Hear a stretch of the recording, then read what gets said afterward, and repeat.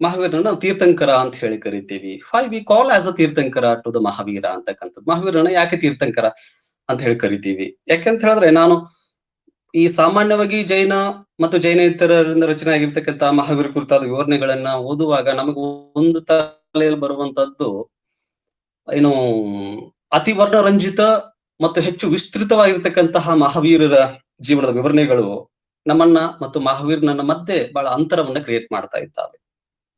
ಅವನನ್ನು ದೈವೀಕರಿಸುವುದಾಗಿ ಆಗಿರಬಹುದು, ಅಥವಾ ಎಕ್ಸಾರಿಟಿವ್ ಆಗಿ ಅವನನ್ನ ಎಲಾಬ್ರೇಟ್ ಆಗಿ ಅವನ್ನ ಎಕ್ಸ್ಪ್ಲೇನ್ ಮಾಡುವಂತದ್ದು ಇರಬಹುದು, ಅಥವಾ ಆ ಹೊಗಳಿಕೆಯಿಂದ ನಾವು ಗಮನಿಸಿದ ಕೆಲವು ಸಾರಿ ಅವನನ್ನ ಏನು ಮಹಾವೀರರು ಮತ್ತು ಸಾಮಾನ್ಯರ ಮಧ್ಯದ ಒಂದು ಅಂತರವನ್ನ ಬಹಳ ಅಂತರ ಬಿಟ್ಟು ತೋರಿಸುವಂತಹದ್ದು ಕಂಡು ಬರ್ತದೆ ಕೆಲವು ಸಾರಿ.